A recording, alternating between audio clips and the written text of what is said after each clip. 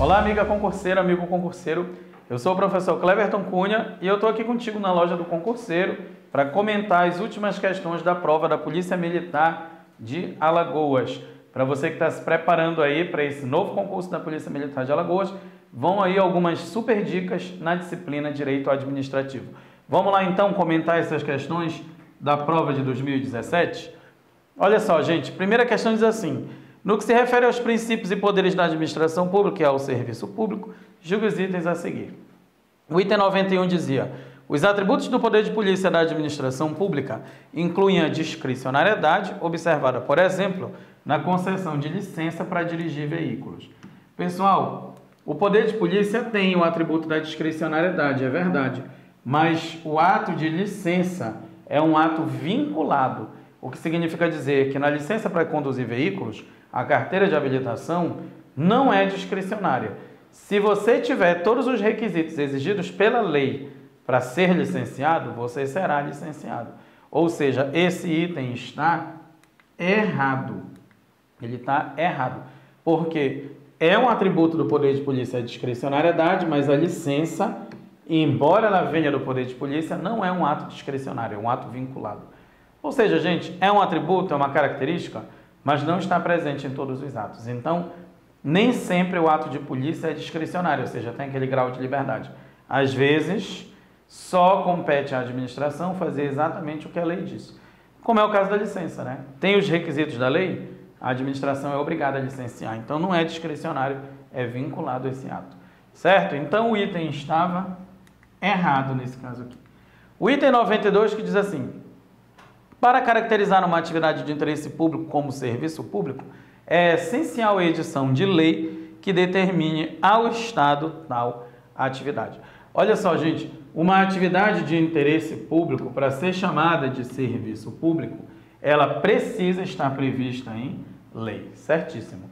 É o melhor critério para a gente definir se uma atividade de interesse público é ou não serviço público. Porque assim, gente, nem toda atividade de interesse público é um serviço público, mas todo serviço público é uma atividade de interesse público, certo? Então, para saber se aquela atividade é um serviço público ou não, o melhor critério é o chamado critério formal. É verificar se a lei está estabelecendo aquela atividade como um serviço público. Então, tem que ter a lei determinando que aquela atividade seja executada pelo Estado ou que ele possa passar para alguém. Então, é essencial que você tenha o critério da lei. Então, certinho aqui o item 92 lá da prova passada. O item 93 diz assim: a atuação da administração pública deve observar os princípios da legalidade, impessoalidade, moralidade, publicidade e da eficiência. São os 5 princípios expressos constitucionalmente no caput do artigo 37 da Constituição, o famoso LIMP. Legalidade, impessoalidade, moralidade, publicidade e eficiência. Então, são os 5 princípios constitucionalmente expressos. Perfeito, item mais do que certo. Princípios são norteadores, né? Aquilo que vai conduzir a atividade da administração. Certo? Então, item 93, corretinho, certinho. O item 94 diz assim: acerca dos contratos administrativos, licitações e bens públicos, julga os próximos itens. O 94 diz: para a contratação de um músico consagrado, tanto pela crítica como pela opinião pública, a licitação é dispensável. A licitação não é dispensável nesse caso, pessoal. A licitação, nesse caso, é inexigível. Ou seja, é um caso de inexigibilidade de licitação. Gente, a inexigibilidade se configura quando você não pode fazer uma licitação. É inexigível. Não dá para exigir. Contratar um músico. Se tu queres contratar um músico consagrado pela opinião pública, Roberto Carlos, por exemplo, para cantar numa festa, como é que eu vou fazer uma licitação? Não só tem uma pessoa de cada, não só existe um Roberto Carlos. Então, isso é um caso de inexigibilidade.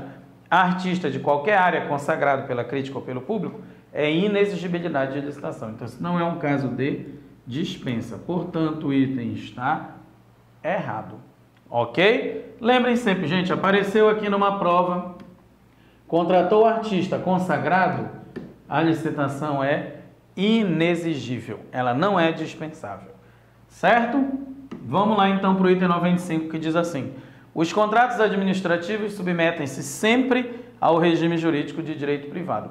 Muito pelo contrário, pessoal. O contrato administrativo é uma coisa que vem da licitação. A intenção aqui é fechar um acordo de alguma coisa pública. Então, o regime jurídico, ou seja, o conjunto de regras, é o regime jurídico público, é o regime jurídico do Estado, do governo. Contrato administrativo submete-se ao regime jurídico do direito público. Ele pode usar o direito privado. O que é o direito privado, Cleverton?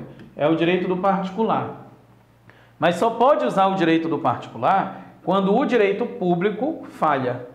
Aí a gente vai procurar a resposta, a solução para algum conflito no direito do particular, mas eles não submetem sempre ao regime do direito privado. Inicialmente, eles se submetem ao regime público, o conjunto de regras do Estado, o conjunto de regras do governo. Beleza? Então, 95, item errado. O 96 diz assim, ainda sobre licitação, né? Concorrência é a modalidade de licitação entre interessados devidamente cadastrados. Já matou. Na concorrência, pessoal, participa qualquer interessado. Tá? Ele continua dizendo assim, ou que atenderem a todas as condições por cadastramento até o terceiro dia anterior à data do recebimento da proposta. Isso aqui, gente, é o que a gente chama de tomada de preços. Isso não é uma concorrência. Na tomada de preços que tu vais ter essa exigência. Ou o licitante já está cadastrado, ou esse licitante apresenta os documentos por cadastro, no máximo até 3 dias antes do dia marcado para levar a proposta. Então, não é a concorrência aqui, né? Ele está falando concorrência, mas ele está dando as características de uma tomada de preços. Então, esse item, portanto, está errado. Beleza? Item errado. Vamos lá para 97, que diz assim: veículos oficiais são bens de uso especial, o que implica que são inalienáveis, imprescritíveis e impenhoráveis. Se o veículo oficial é bem de uso especial, ele é um bem público. Então, ele tem todas as proteções, né? Não pode ser alienado, não pode ser transferido, não é prescritível, ou seja, ninguém pode ir lá tomar posse dele, não dá para usar uso capião, e ele é impenhorável. O juiz não pode pegar esse veículo e tomar para quitar uma dívida que seja ali, no caso, né, da administração pública. Então, certinho o item. Bens públicos têm essas características, pessoal. Inalienável, imprescritível e impenhorável. O bem de uso especial é aquele que está sendo usado para alguma coisa, para a administração, por exemplo, o veículo oficial, né? Enquanto ele está sendo usado, ele não pode ser alienado. Ele é imprescritível, não dá para tomar ele por uso capião, e ele é impenhorável também. O juiz não pega ele para quitar dívidas, né, da administração. Então, certinho, é um bem que tem essas características. Aí o outro item diz, com relação à administração direta e indireta, ao controle da administração e responsabilidade do Estado, julgue os itens que se seguem. O 98 fala, tanto as pessoas jurídicas de direito público como as de direito privado, prestadores de serviços públicos, responderão pelos prejuízos que seus agentes causarem a terceiro no exercício de suas funções, assegurado ao direito de regresso ao responsável nos casos de dolo ou de culpa. Item correto. E só lembrando que a responsabilidade dessa galera aqui, o pessoal do direito público e o pessoal do direito privado que presta serviço público, é uma responsabilidade objetiva, ou seja, não precisa de dolo e de culpa. Mas Cleverton não está dizendo aqui no final, assegurado o direito de regresso contra o responsável no caso de dolo ou de culpa? Pois é, pessoal. Mas ele está dizendo o quê? Que para pegar esse direito de regresso, só se a pessoa agiu de maneira dolosa ou de maneira culposa.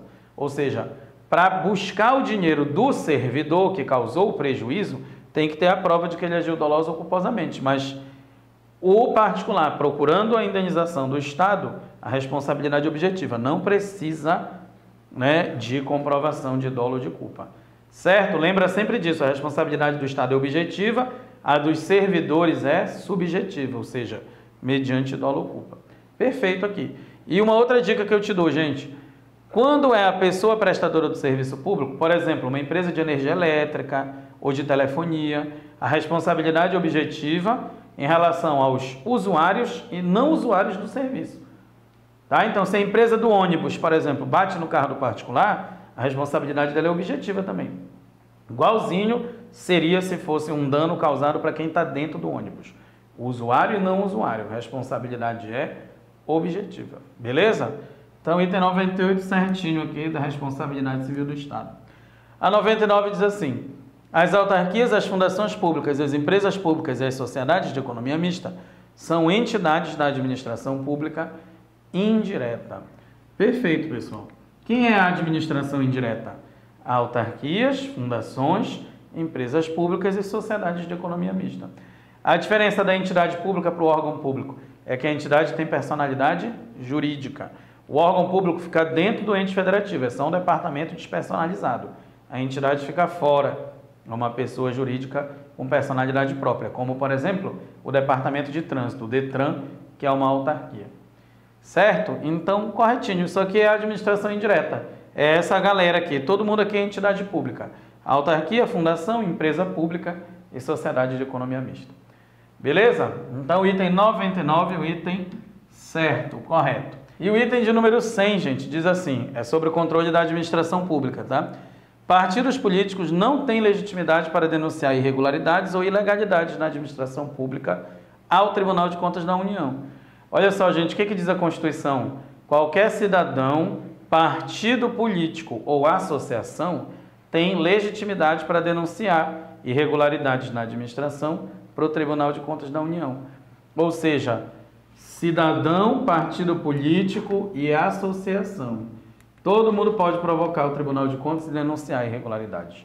Portanto, isto está errado. Partido político tem, sim, legitimidade para denunciar irregularidade para o TCU. Beleza? Então, item 100, errado aí da última prova. Certo, pessoal? Tranquilo? Então, isso aqui foi um pequeno aperitivo só. A gente tem isso e tem muito mais na loja do concurseiro. Acesse nosso site lá, www.lojadoconcurseiro.com.br, para ter acesso a aulas completas, videoaulas, correção de exercício, tudo que tu precisas para passar aí, para alcançar o teu objetivo e buscar essa tua vaga na PM de Alagoas. Continua sempre aqui com a gente. Um grande abraço, bons estudos e obrigado pela atenção. Um grande abraço, até a próxima.